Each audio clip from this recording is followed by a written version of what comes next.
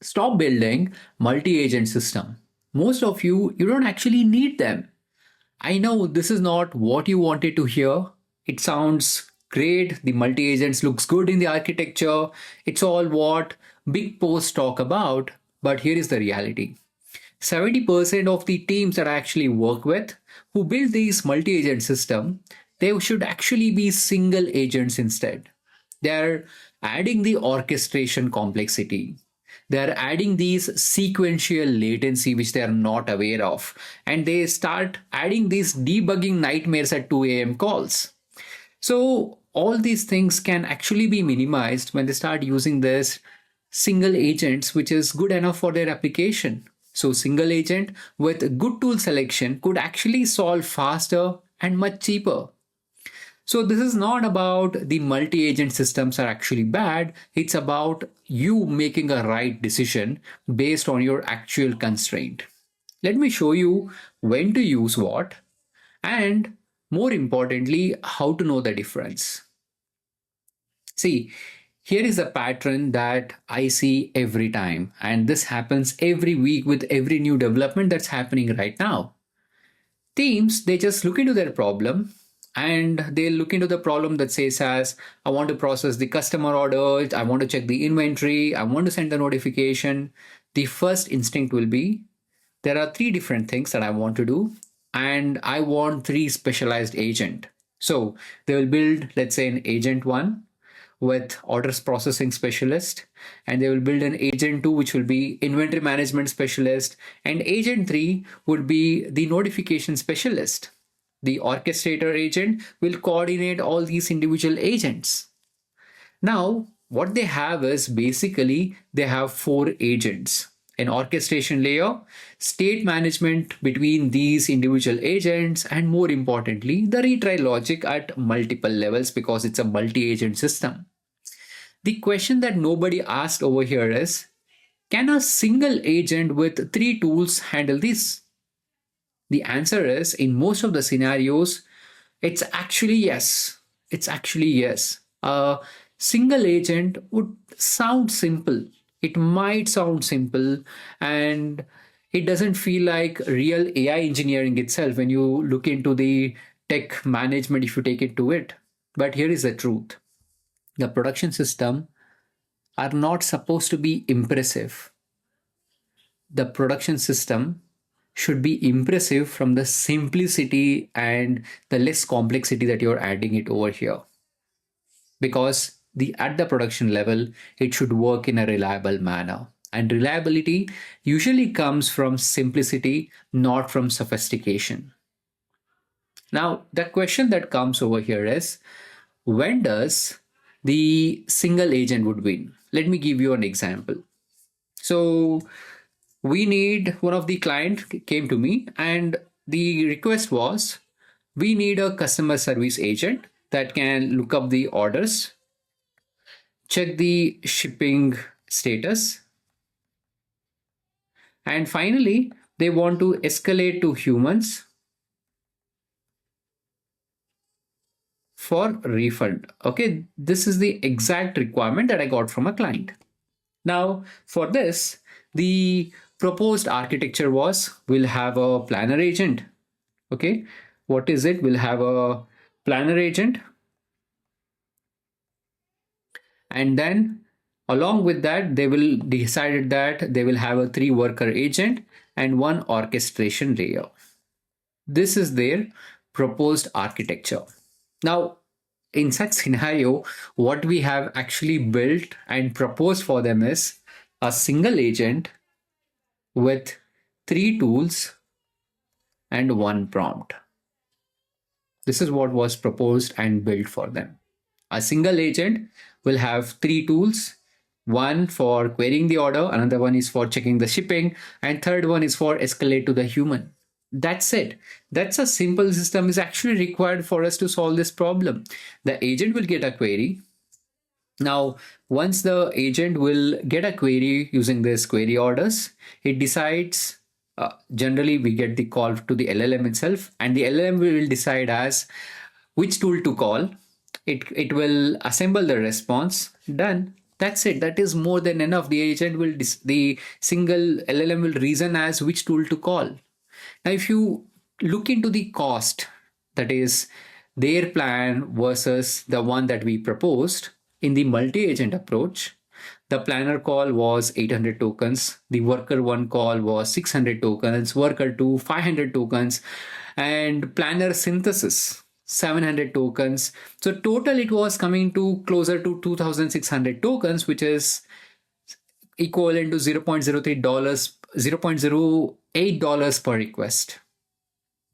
Now, with the single agent approach, which what we have helped them to architect and build, with single agent, with single call, with tool selection, it was just resulting in 900 tokens with $0.03 per request. And more importantly, if you take a look at it, it's closer to 3 times cheaper. And if you look into the latency, it's half the latency. Earlier, it was taking 6 to 8 seconds. Now to process it, it is 2 to 3 seconds. And by implementing this simple approach, it is 1/10 of the debugging complexity. So now the real question over here is, when do we use this single agent and when should we use this multi-agent system? Well, we use the single agent whenever we are dealing with a task which needs to happen in a sequential manner.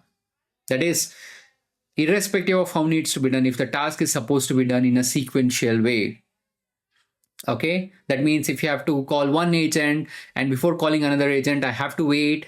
And once agent 2 is completed, agent 3 needs to be called. That's called as a sequential workflow, right? So in such scenario, you're not getting any parallelization benefit. You're just adding the orchestration workload in case if you're going with multi-agent approach. And whenever there's a latency that matters, because every agent is gonna call, like every agent call will result in 1 to 3 seconds. So single agent will have one call, multi-agent will result in n calls in a sequence. And when your budget is tight, so that means if you're in the early stage startup, or if you're in a scenario where even though you might be startup or a big enterprise, everyone is concerned about the revenue, right? Like the total outcome that you're getting into the business. Always remember that every LLM call has got money. So it has got the money involved. So it's, let's say if you're making 4 LLM calls per request instead of 1, then you're just making 4x the cost. That's what is happening. That's what is going to happen. And let's say if you're in early stage, if you're in a stage of fast iteration and you're in a mode of getting things done, just start with single agent. Know what are the benefits and disadvantages as well, and decide, okay, if you're in the fast iteration mode, because in most of the scenarios, whenever we are building the solution, we are always in the fast iteration mode because that's what beats the perfect architecture. So single agent lets you test and adjust quickly. And most customer service, data retrieval, and workflow automation tasks, in those scenarios, a single agent is more than enough. Now the question is, when should you use this multi-agent system? So whenever the benefits of specialization will outweigh the cost of orchestration. Okay, in such scenario, we definitely prefer this multi-agent system. Let me give you a scenario as where this multi-agent would win. Let's say you are building an assistant. Let's consider a common use case, that the recent one that we have worked, that is legal research assistant. If you look into the example of user research assistant, the legal research assistant, the user will ask, okay, the query will be the user will ask something related as, find all the cases related to my contract. It could be related to the disputes in a particular city, maybe in Bangalore city from 2020 to 2024. So in such scenario, what it has to do over here is it has to decompose the query. That means it has to break down into searchable term. It has to have, let's say there are 3 databases that we have got, okay? So there are three databases such that you have got. Okay, it could be district code, district could be state code, it could be high code. You will just have to look into those databases, and you'll have to perform the ranking, deduplication, and then overall you would go ahead and perform the summary synthesis.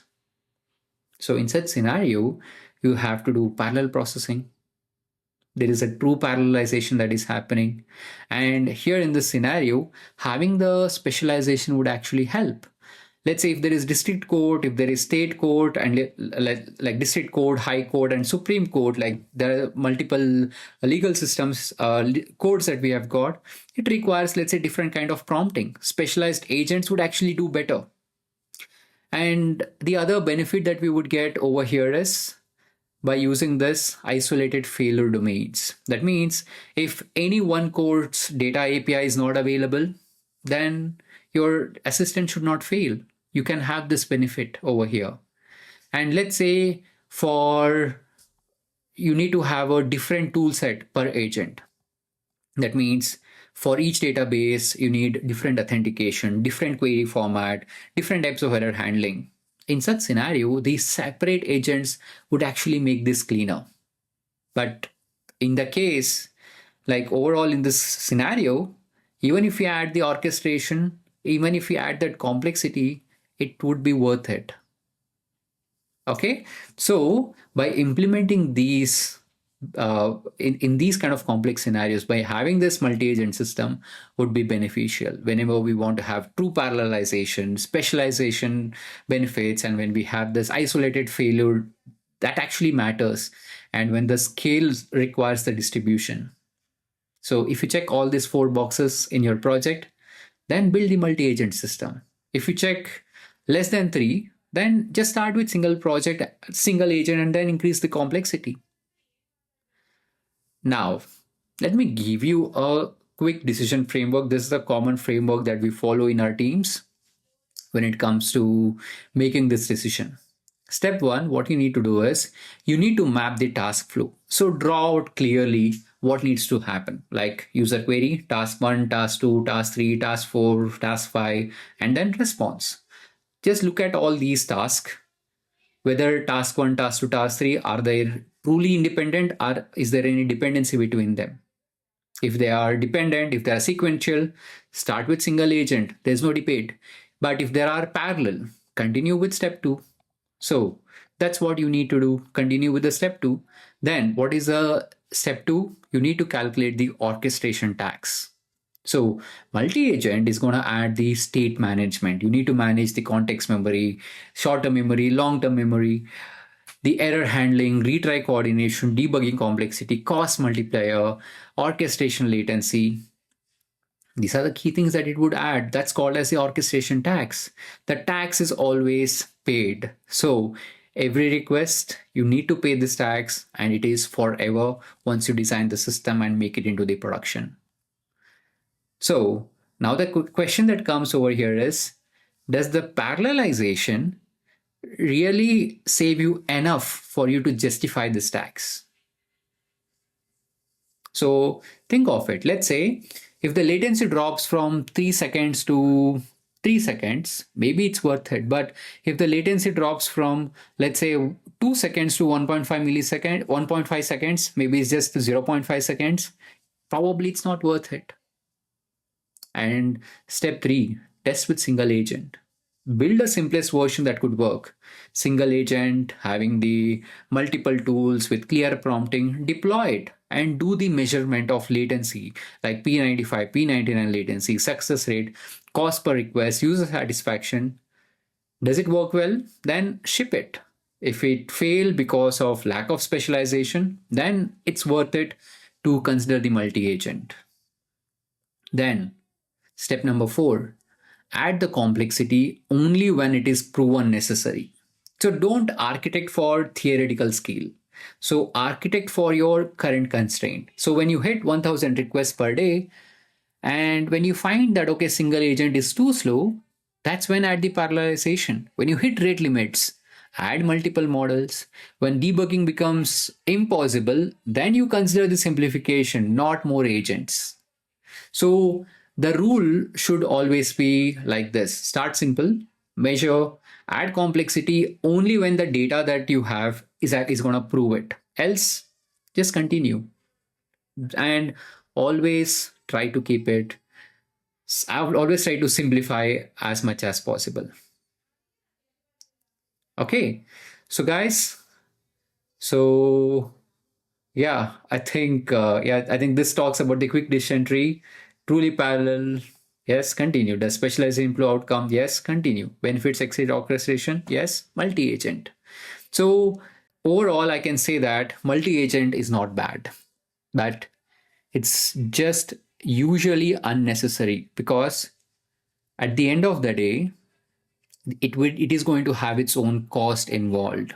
So the teams that is shipping the production system, they have to start simple and they add complexity only when the metrics force them to. So in such, let's say if you're working in teams and if you're stuck in POC hell, then what might have happened was maybe you might have just started with just architecture diagram and you try to make the problem fit into that solution that you have created. So have this decision tree, ensure that you follow this question, and in such scenario, what I've seen is most of the questions would actually fail in this question number one itself. Like most problems would actually fail in this question one itself, and they could easily start with single agents. All right. So, folks, as I mentioned, start with the simplest architecture that could work. Add the agents when data proves you that you need them, not when your architectural diagram looks impressive. So production systems, they actually ship. Over-engineered system generally get stuck in the dev environment or not move from dev environment itself.